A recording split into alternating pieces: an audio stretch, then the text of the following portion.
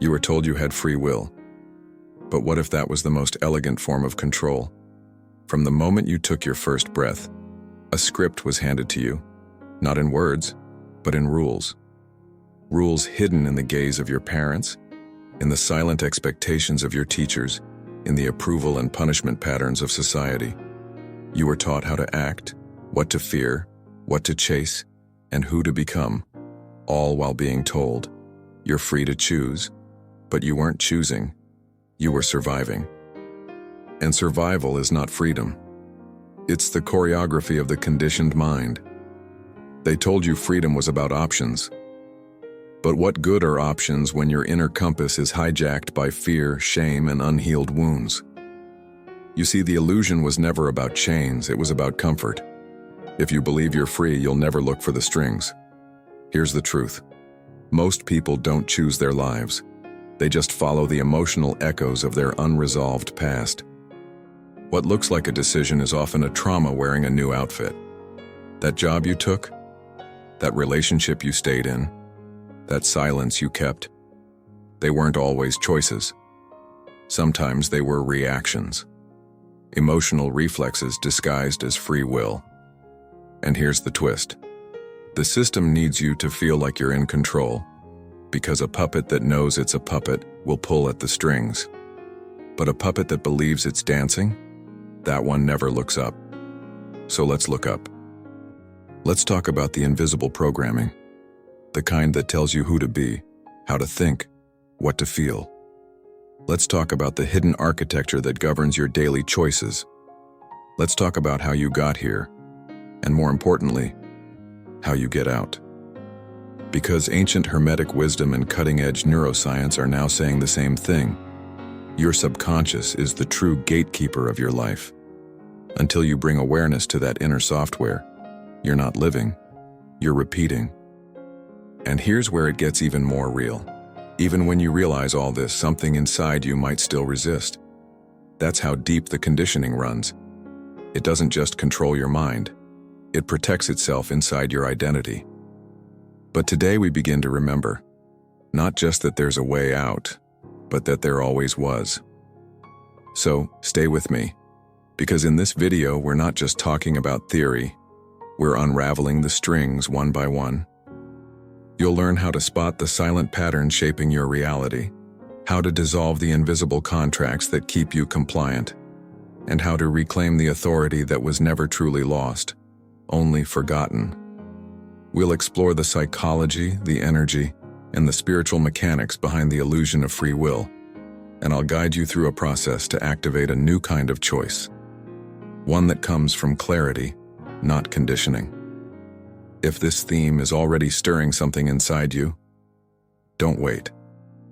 Hit that subscribe button and walk this path with me. This isn't just a video, it's a mirror. So subscribe now. Don't let this moment slip by unnoticed, because what comes next goes even deeper.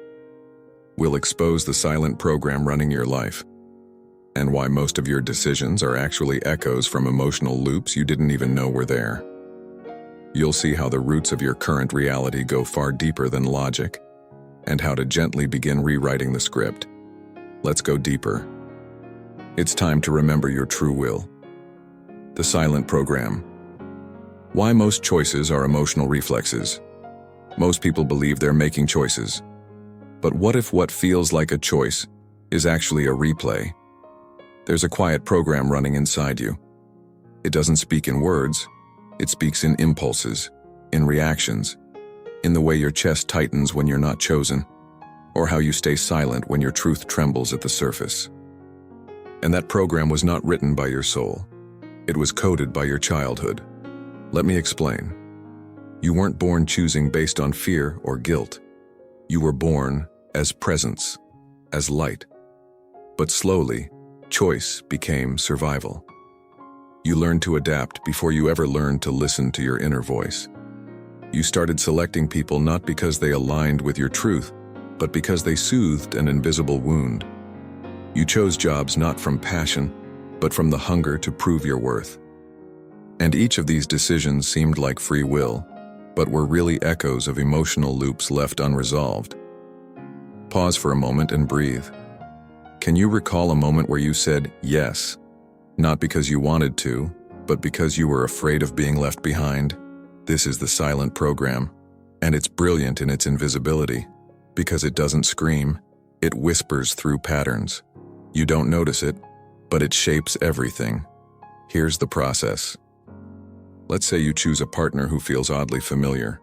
You think it's chemistry, but it's actually emotional memory, a familiar chaos that mirrors your unmet need for validation. Your nervous system doesn't crave peace.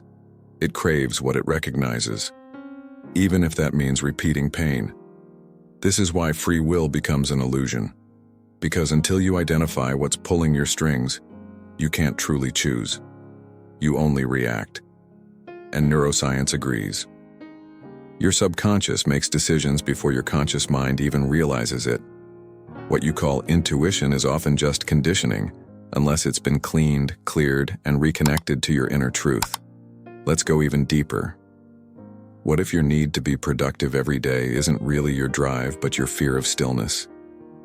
What if the urgency to say yes is not love, but your fear of being abandoned? You've seen it before. You just didn't know how to read it. And now, you're starting to see. So here's a small practice. Today, catch yourself in one moment where a decision feels tight, heavy, or rushed. Ask yourself, is this coming from truth or from fear? Pause, breathe, and if possible, choose again. Even one conscious choice breaks the loop, not because it changes your life instantly, but because it reminds you, you're not the program. You're the one who can rewrite it. Let that awareness land. Because now we're going to explore an even deeper level of this illusion, the structure that built this programming in the first place. We'll look at how the systems that claim to give you freedom were designed to condition your perception from the start. It gets clearer from here. Let's keep walking.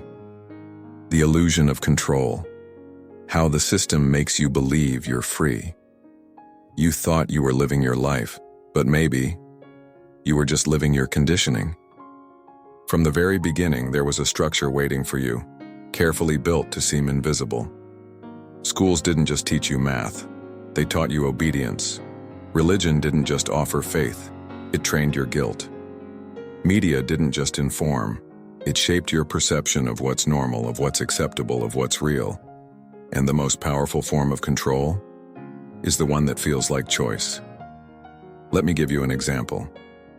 You wake up in the morning with a list in your mind. Be productive, check your phone, stay updated, keep going. It feels like you're choosing to be responsible. But underneath, there's a quiet fear, a fear of falling behind, a fear of being left out, a fear of being unworthy if you're not producing. And that's not freedom, that's programming.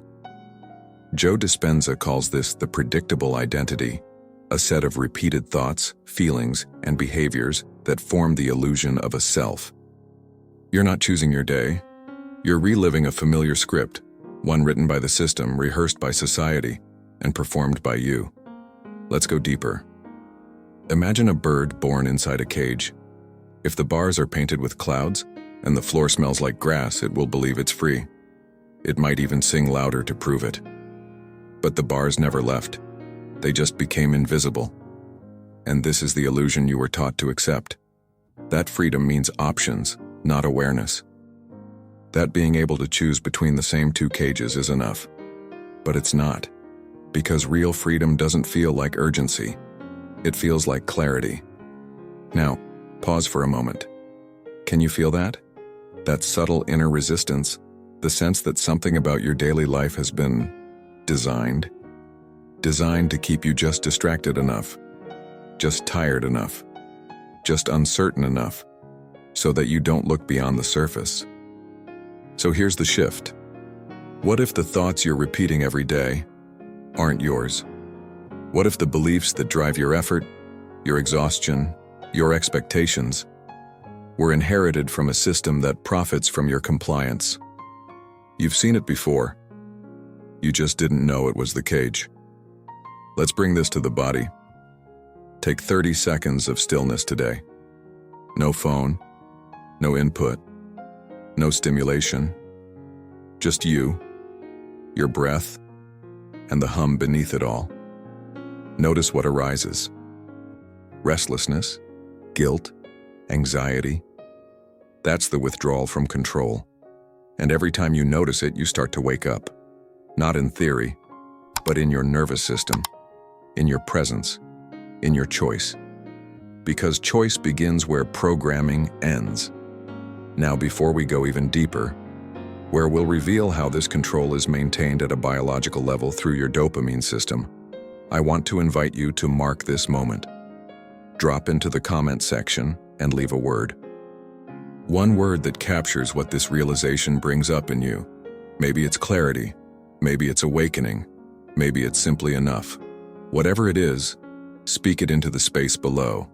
That's how we reclaim our inner voice, word by word. Let's keep going. The next layer is even more hidden and even more powerful. Dopamine and the distraction trap. Why you're addicted to being controlled. There's a reason it's hard to think clearly. A reason it's almost impossible to sit still, to feel fully, to just be. And it's not your fault. It's by design. We live in a world wired to hijack your brain. Every notification, every vibration in your pocket, every scroll through endless feeds. They're not neutral.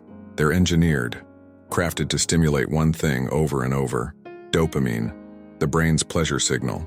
But pleasure isn't the same as peace, and stimulation isn't the same as presence. Let me explain. Dopamine was never the enemy. In its natural form, it helps you seek food, pursue goals, stay alive. But in today's overstimulated environment, it's been weaponized.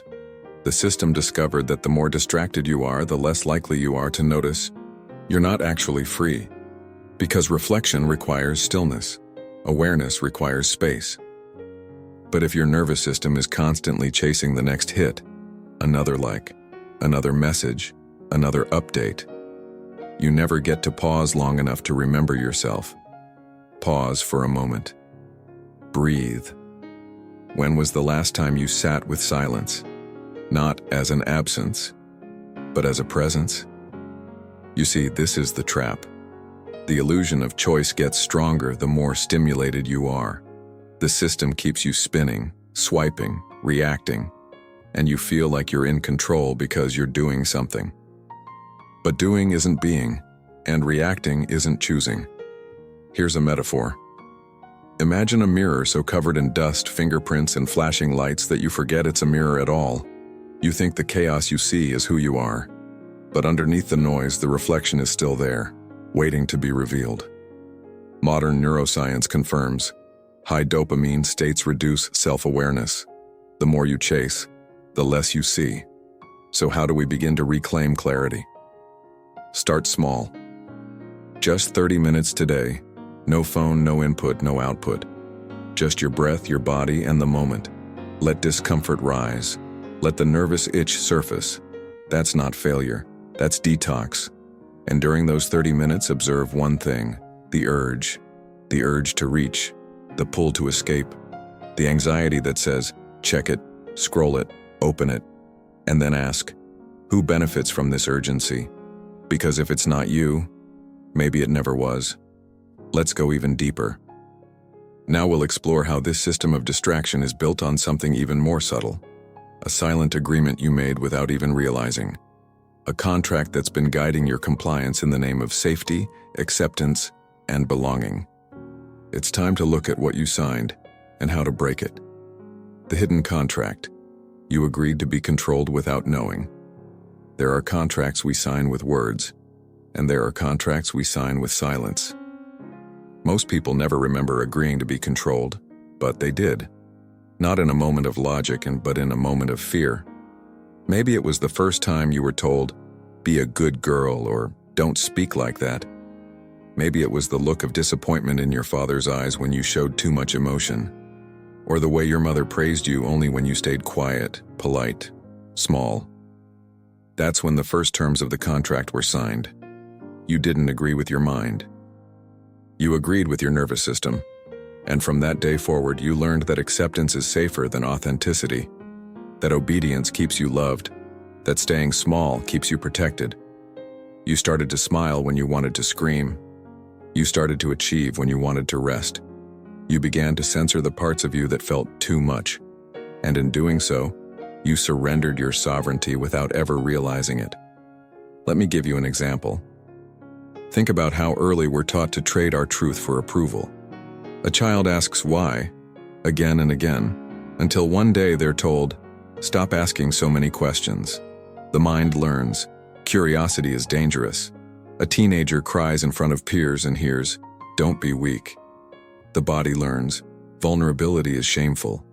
And over time, a deep invisible belief forms. If I want to be safe, I must stay in line. I must not disrupt. I must not rebel. But what if that contract, the one written in unspoken rules, has been running your life ever since? Here's a metaphor to bring it into focus. Imagine someone wearing a chain around their neck. Not a heavy, rusted one, but a polished one. Elegant. Beautiful even. They've worn it for so long they don't notice it anymore. They think it's jewelry. They think it's identity. But it's still a chain. Just because it doesn't hurt, doesn't mean it isn't holding them. That's the hidden contract. And the system doesn't need to enforce it anymore. It doesn't need to control you directly. It just counts on your silent agreement to keep playing the role, to keep nodding, smiling, working, pleasing, surviving. But here's the shift. You can't break a contract you don't remember signing. And that's why awareness is everything. Pause. Breathe.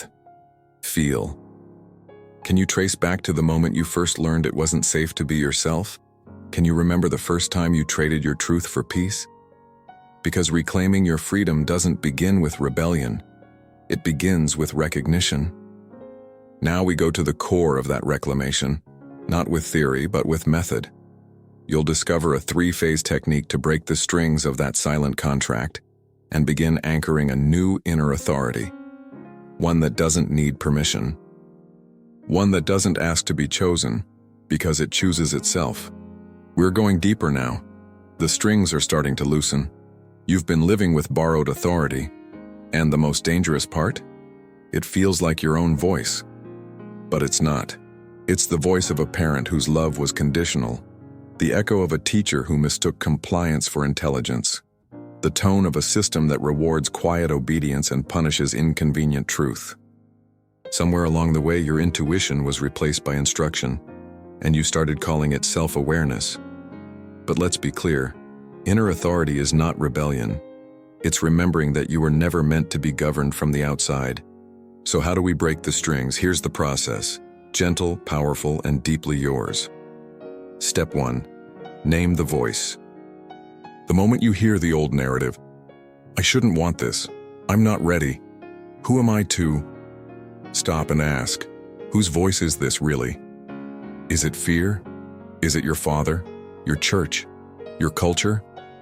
Or is it truly you? You can't free yourself from something you refuse to name. Naming dissolves the illusion of ownership. It shows you the voice was never yours to begin with. Step 2. Interrupt the loop.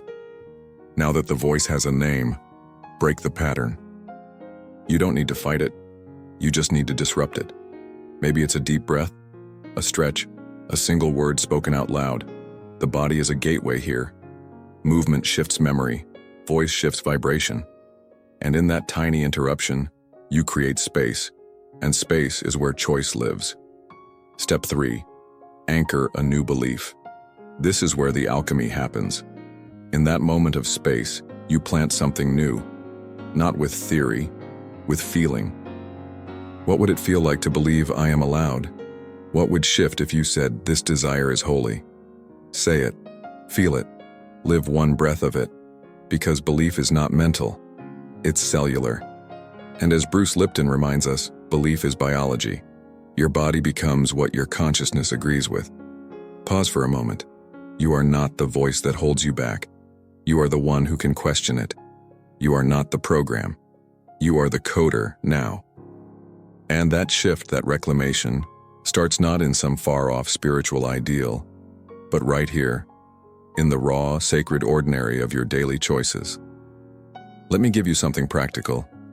Today, write down one belief you know you inherited. Not chosen, inherited. Maybe it's, I have to struggle to be worthy, or success means sacrifice, or love needs proving. Just one. Look at it. Sit with it. Then ask, does this stay or does this end with me? Because what you don't choose, you continue. And if you've made it this far into the video, take a breath with me now. Seriously. Inhale. Hold. Exhale. Thank you for being here. That matters. You matter. If something in this story reminded you of your own, if you've ever felt the quiet tug of a contract you didn't agree to, I invite you to tell us in the comments, not to be seen but to let someone else feel less alone. Your voice has the power to unlock someone else's silence. And if this journey has spoken to you so far, subscribe to the channel. This isn't a one-time awakening, it's a path, and we walk it together. We're just getting started. We'll face a difficult truth, one that even many spiritual seekers avoid. How spirituality itself can become another prison. A softer cage, yes, but still a cage. We'll talk about how light, when used to bypass, becomes a shadow of its own. We're not turning away now. We're going all the way in. When spirituality becomes another cage. Not all cages look like suffering. Some are wrapped in white light and scented with incense. This might be the hardest part to see, because it's disguised as healing, as evolution, as truth. But when spirituality becomes another set of rules, another way to suppress your emotions, another language for self-denial, then it is no longer freedom. It's a prettier version of the same control. Let's be honest, you've heard the phrases before. High vibes only. You chose this pain. Everything happens for a reason. These statements can soothe, yes, but they can also silence. They can become subtle weapons we use against ourselves, punishing the parts that still feel grief, rage, or confusion.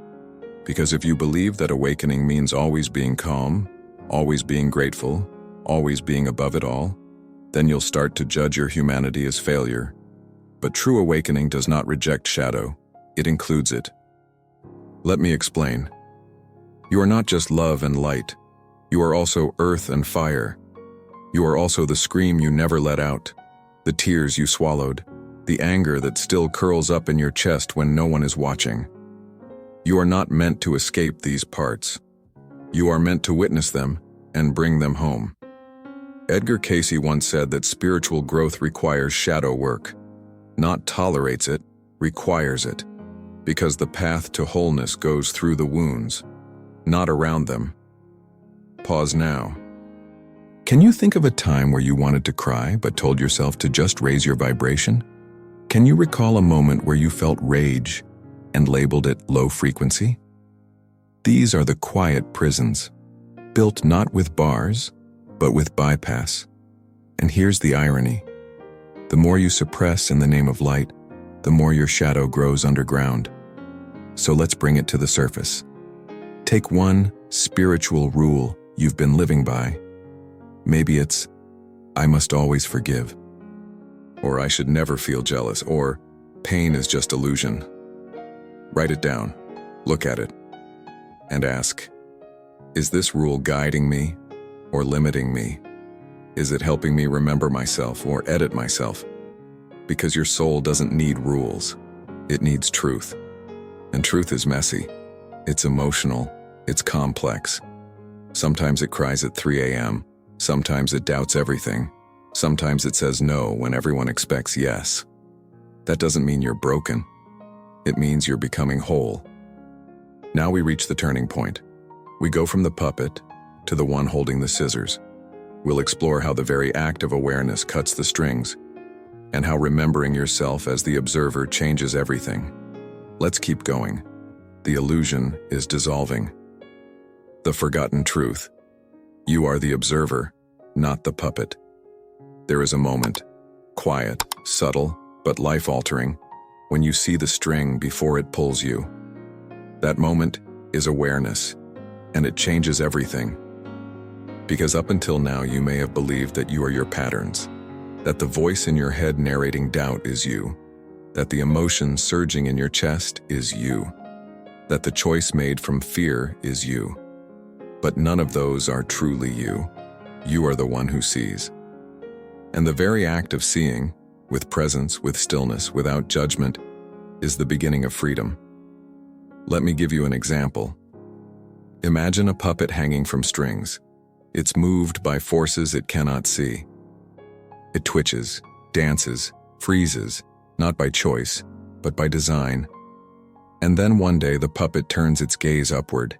It sees the strings, and in that moment, even before cutting them, it knows, this isn't me. That is what happens when you become the observer. Quantum physics calls it the observer effect.